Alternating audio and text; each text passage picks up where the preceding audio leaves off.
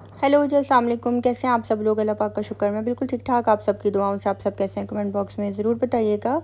तो जी फ्रेंड्स, अभी यहाँ पे टाइम हो रहा है दोपहर के 2 बज रहे थे और अभी बस उठे हैं, फ़्रेश हुए हैं और अब जल्दी से मैं खाने लगी हूँ अपनी गर्मियों का पहला मैंगो। अपनी मतलब कि जब से गर्मी आई है तब से अब मैं खाने लगी हूँ पहला मैंगो। और मैंगो खाने के बाद जो है फटाफट जो है रेडी हुई और अब मैं जा रही हूँ मम्मा के घर।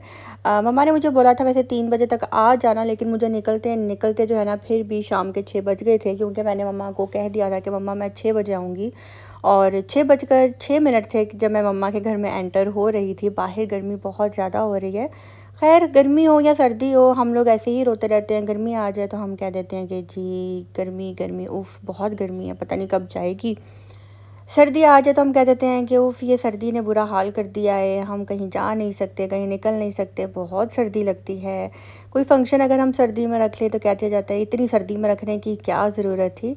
तो हम खुशकिस्मत हैं कि पाकिस्तान में जो है हमें मिले हैं मौसम 4, गर्मी, सर्दी, ख़िज़ा, बहार। और हमें जो है इन चारों मौसम को जो है ना एंजॉय करना चाहिए।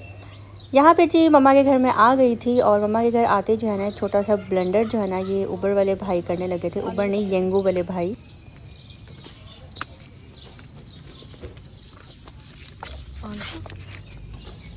500 दिया भाई आपने?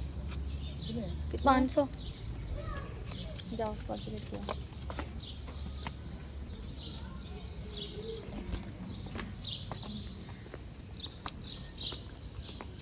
500 400 और भी हो गए। हाँ तो 400 444 थे ना? 441। हाँ अब गिनो कितने हैं? 400 500 600 गिनो, ऐसे गिनो। 550 पूरे।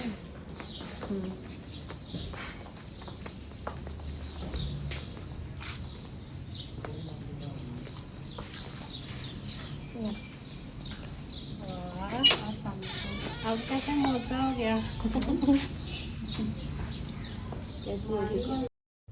और जी हुआ कुछ यूँ था कि मैं जैसे ही मम्मा के घर आई और यंगो वाले भाई ने जो है ना मेरे से यानी कि उनको मैंने 1000 दिया था और 400 समथिंग कुछ जितने पैसे बन रहे थे।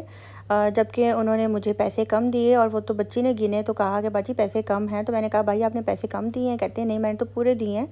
कहते हैं अच्छा दिखाएं ज़रा कितने हैं। तो फिर उन्होंने पैसे पूरे करके दिए। मतलब कि ये एक एक दफ़ा नहीं हुआ, हमेशा ही ऐसे हुआ है।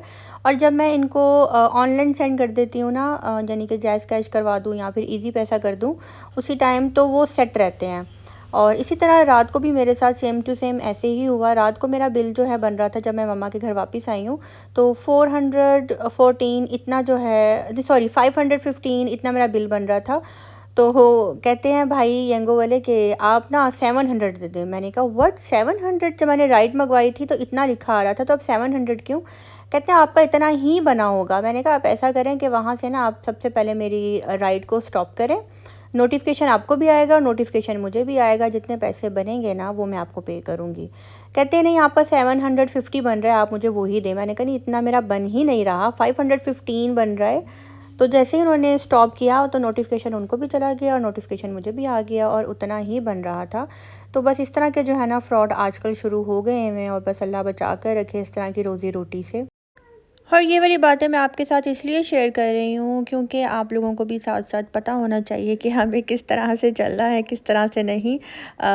बहुत से लोग जो हैं आजकल इन ड्राइव, येंगो, उबर ये सब यूज़ कर रहे हैं, इस तरह की राइड्स यूज़ करते हैं। तो इसलिए मैं जस्ट इंफॉर्मेशन जो है साथ साथ दे देती हूँ। तो खैर यहाँ पे भी मम्मा के घर आए थे। मम्मा ने जी कबाब बनाए हुए थे, पुलाव था, चिकन कोरमा था, मटन कोरमा था, साथ में जी मज़ेदार सी खीर थी। तो बस अभी जो है ना मैं फटाफट लगा लूँगी टेबल पे खाना। दुनिया में कोई भी ऐसा बच्चा नहीं होगा जिसको अपनी माँ के हाथ का खाना बिल्कुल भी अच्छा नहीं लगता होगा। और इसी तरह मुझे मेरी मम्मा के हाथ का खाना बहुत अच्छा लगता है। यहाँ पे मम्मा ने जो है मटन कोरमा बनाया हुआ था, ये है चिकन कोरमा। इससे पहले मैंने आपको मटन कोरमा दिखाया था और साथ में जी मम्मा ने बनाई हुई थी बहुत ही मज़े का पुलाव बनाया हुआ था और देखकर जो है ना मुँह में पानी आ रहा था। मटन जो है ना मेरे तीनों भाई खाते हैं और मैं भी बहुत कम, मैं सिर्फ कुर्बानी का खाती हूँ, अदरवाइज़ मैं कोई इतने शौक़ से नहीं खाती। लेकिन मम्मा ने बहुत ही मज़े का बनाया हुआ था और चिकन कोरमा, चिकन कढ़ाई, ये सब मेरे भाई खाते ही चिकन है। तो इसलिए हमारे घर में ज़्यादा चिकन बनता है। और अगर ईद आ भी जाए ना तो हम ये करते हैं कि शामी कबाब बना लेते हैं, या फिर हम लोग ऐसा करते हैं कि कीमा बना कर रख लेते हैं, कीमे वाले पराठे बन जाते हैं, कबाब बन जाते हैं, कोफ्ते बन जाते हैं। इस तरीके से जो है ना हम उसको यूज़ कर मैं लेते हैं। छक्करे जाऊँ, मैं वारी जाऊँ, मेरा गुग्गा मुग्गा पाला गुग्गा है मेरे बेटे की। अरे ये भी चोट लगवाई हुई है। ओए अल्लाह, कितनी चोटें लगाई है, कितनी चोटें। किससे लड़ाइयाँ करता है ये गुग्गा मुग्गा गुग्गा मुग्गा। ओए मेरा गुग्गा जरा छोटा सा था, मेरे पास आया था छोटा सा। ये छोटा सा बेबी था। जो 4 ब्रदर थे, 4 ब्रदर, 1 ब्रदर मेरे पास रह गया और सारे ब्रदर जो है ना चले गए, दूल दूल चले गए मेरे गुग्गे के ब्रदर छारे। मैं छकरे जाऊँ, मेरा मानो बिल्ला है, पारा मानो बिल्ला है।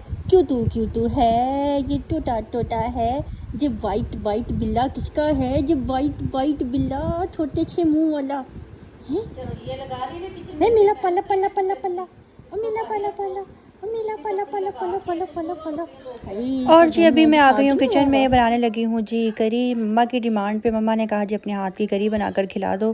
तो करी की रेसिपी ऑलरेडी बहुत दफ़ा आपको दे चुकी हुई हूँ, लेकिन फिर भी वही बात हमेशा की तरह, व्लॉग तो बनाना है, कुछ ना कुछ तो दिखाना है। अच्छा ये भी मेरा आज से ना डायलॉग है, व्लॉग तो बनाना है, कुछ ना कुछ तो दिखाना है। लेकिन जो भी दिखाना है अच्छा दिखाना है, ठीक है, अच्छा अच्छा दिखाना है। प्याज को जो है ऑयल में कर लेंगे फ्राई। उसके बाद जो है उसके अंदर ऐड कर देंगे लहसुन और अदरक की पेस्ट। लहसुन और अदरक की पेस्ट ऐड करने के बाद उसको अच्छी तरह कर लेंगे मिक्स। और उसके बाद जो उसके अंदर हम ऐड कर लेंगे थोड़ा सा नमक, थोड़ी सी मिर्च, हल्दी, सूखा धनिया। बस यही 4 मसाले जो हैं आपको ऐड करने हैं। 4 ही बनते हैं ना, नमक, मिर्च, हल्दी, सूखा धनिया। करी बनाना जो है ना इतना आसान नहीं है, स्पेशली गर्मियों में। और ये है भी गर्मियों की ही डिश। सर्दियों में आप बनाते हो, लेकिन अमूमन इसको लोग जो है ना गर्मियों में खाते हैं, क्योंकि इसकी जो तासीर है वो बहुत ही ठंडी होती है और बहुत मेहनत का काम है करी बनाना। आप करी का मटेरियल बना लो, इसको बॉयल होने के लिए रख दो, ये पकती रहती है, कोई इतना भी बड़ा काम नहीं है। लेकिन ये भी पकाना कोई कोई जानता है, इसका भी एक फ़न है कि आपने कितनी देर पकानी है, क्या इसकी निशानी है। तो उसके बाद जो है ना आपकी करी बहुत अच्छी बनती है। तो मैं 11 साल की थी, मैं तब से करी बना रही हूँ और कभी भी मैंने कम क्वांटिटी में नहीं बनाई। माशाल्लाह माशाल्लाह हमेशा भर के जो है ना पतीला बनता है, नेबर्स में जाता है। पहले तो ये था कि पुप्पियों के घरों में भी भेजा जाता था, अब ज़रा वो दूर दूर हैं। वरना स्पेशली जब बड़ी पुप्पो आई होती हैं, उनको पता हो करी बनी है तो वो बहुत शौक़ से खाती हैं। और इसके अलावा हमारे घर में हम सब बहन भाई ही बहुत शौक़ से खाते हैं। अच्छा यहाँ पे मैंने 1 प्याली बेसन लिया था और इसके अलावा मेरे पास थी यहाँ पे लस्सी, जो कि मम्मा ने पहले से लेके रखी हुई थी। 1 प्याली बेसन के अंदर जो है ना मैंने 1.5 किलो लस्सी ऐड की है। इसको अच्छी तरह जो है मैं मिक्स कर लूँगी। और उसके बाद जो है मैं जो दूसरी साइड पे मैंने जो मसाला रेडी किया था ना करी के लिए, उसके ऊपर जो ऑयल है ना मैं उसको निकाल लूँगी। तो ये देखें यहाँ पे जो ऑयल था वो सारा मैंने इस तरह से जो है निकाल लिया है और इसको मैं रख दूँगी साइड पे। और जो सिर्फ मसाला रह जाएगा जो कि मैंने बनाया था, उसके अंदर मैं ऐड कर दूँगी सारा मटेरियल जो कि मैंने बेसन को लस्सी के अंदर अच्छी तरह मिक्स किया था, वो मैं ऐड कर दूँगी। और उसके अंदर अभी मैं पानी ऐड नहीं करूँगी, जस्ट ये लस्सी और बेसन है और इसको बस मैं एक बॉयल आने दूँगी। बाद में मैं इसके अंदर पानी ऐड करूँगी। आपने चम्मच चलाते रहना है कि कहीं आपका बेसन जो है नीचे ना लग जाए। और जब तक एक बॉयल नहीं आ जाता तब तक आपने अपनी करी के पास ही खड़े रहना है। और ये मैं इस तरह इसलिए करती हूँ, इससे आपकी करी जो है ना थोड़ी जल्दी बन जाती है और इसमें एक जो कच्चापन होता है ना वो बिल्कुल ख़त्म हो जाता है। दूसरी तरफ अब मैं रेडी कर लूँगी जी पकौड़ों के लिए मटेरियल। और अगर आप इसके अंदर आलू ऐड करना चाहते हैं तो आपकी मर्ज़ी, आप आलू ऐड कर लें, मैं बिल्कुल भी ऐड नहीं करूँगी। पालक के पत्ते मेरे पास थे नहीं, इसलिए मैंने इसके अंदर जी धनिया, हरी मिर्चें, प्याज, बेसन, नमक, मिर्च, सूखा धनिया, इसके अलावा साबुत सूखा धनिया, अनारदाना और ज़ीरा, मैंने ये चीज़ें जो है ना इसके अंदर ऐड की हैं। और जी बस आपने थोड़ा सा जो है ना नीम गर्म पानी हो उसके अंदर जो है ना आप अपने इस मटेरियल को अच्छी तरह मिक्स कर लें। उससे ये होगा कि आपके पकौड़े बहुत अच्छे बनेंगे और इसके अलावा जो है आपकी जो पकौड़ों का टेस्ट है ना वो बहुत अच्छा हो जाएगा। ठंडे पानी में आपने कभी भी मिक्स नहीं करने। और जब जल्दी करी बनानी हो तो आप तब हमेशा पकौड़ों के लिए जो है ना नीम गर्म पानी ही यूज़ करें।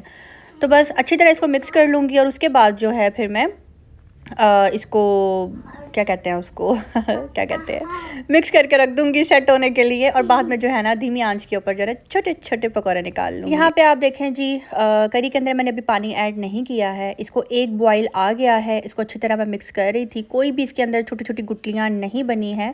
इससे ये जाहिर होता है कि करी बहुत ही अच्छी तरीके से मिक्स हुई है। इसके बाद मैं आपको एक और टिप देती हूँ, अक्सर करी पकते हुए बॉयल जब होती है तो वो बाहर गिर जाती है। उसके लिए आपने ये करना है कि पहले आपने इसके अंदर ये पानी ऐड किया है, जब हम पानी ऐड करते हैं ना तो फिर इसके अंदर बहुत जल्दी बॉयल आता है, और ऐसे आता है जैसे हम दूध बॉयल कर रहे होते हैं ना, इसी तरह से, और इसी प्रेशर से जो है ना करी निकल के बाहर गिर जाती है। तो आपने क्या करना है, जब इसके अंदर 1 से 2 बॉयल आ जाएंगे, इसके अंदर आपने जो है ना करी के किनारों के ऊपर इस तरह से, यानी कि जो आपका बर्तन है, जिस बर्तन में आप बना रहे हैं, इस तरह से आपने ऑयल, घी, जो भी आप यूज़ कर रहे हैं वो आपने इस तरह से लगा देना है, और अपनी करी की जो आंच है आपने हल्की कर देनी है।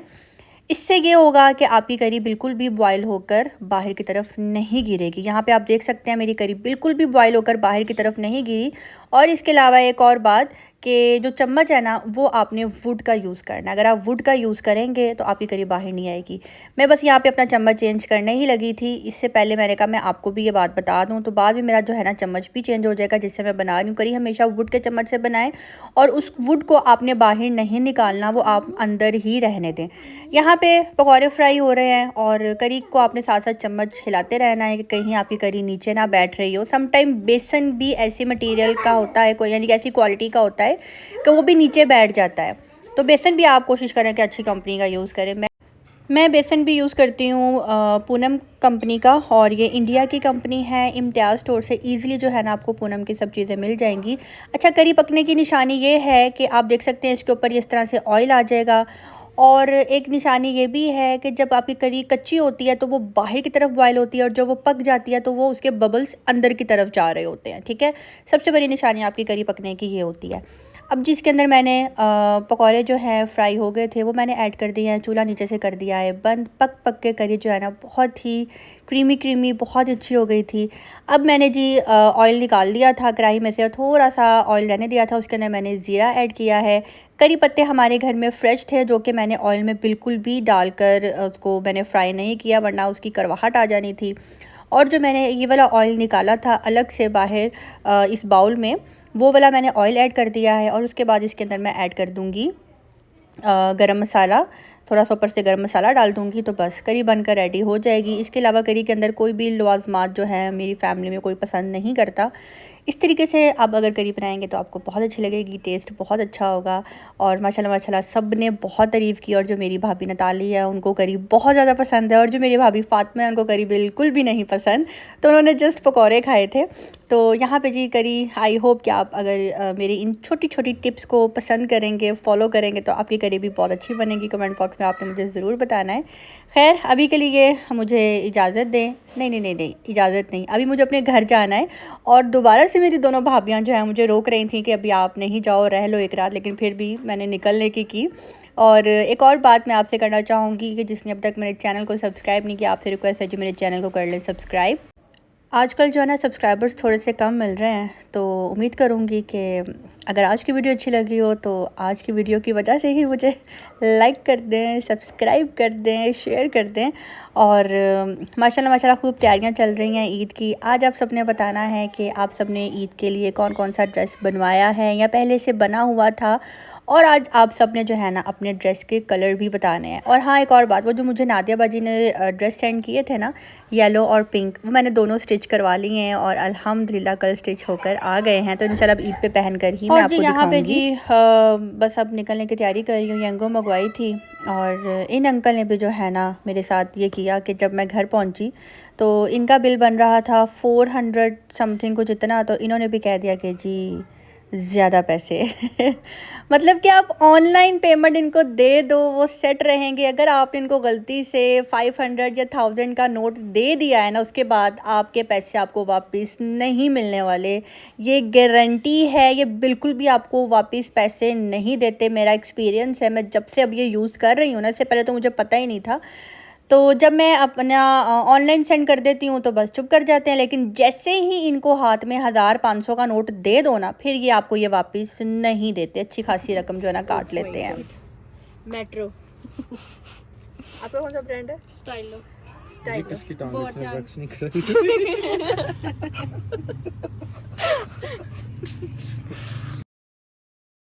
चलें जी, अब मुझे दीजिए इजाज़त, मिलते हैं बहुत जल्द नेक्स्ट व्लॉग के साथ। अपनी दुआ में रखिएगा याद। अल्लाह हाफ़िज़।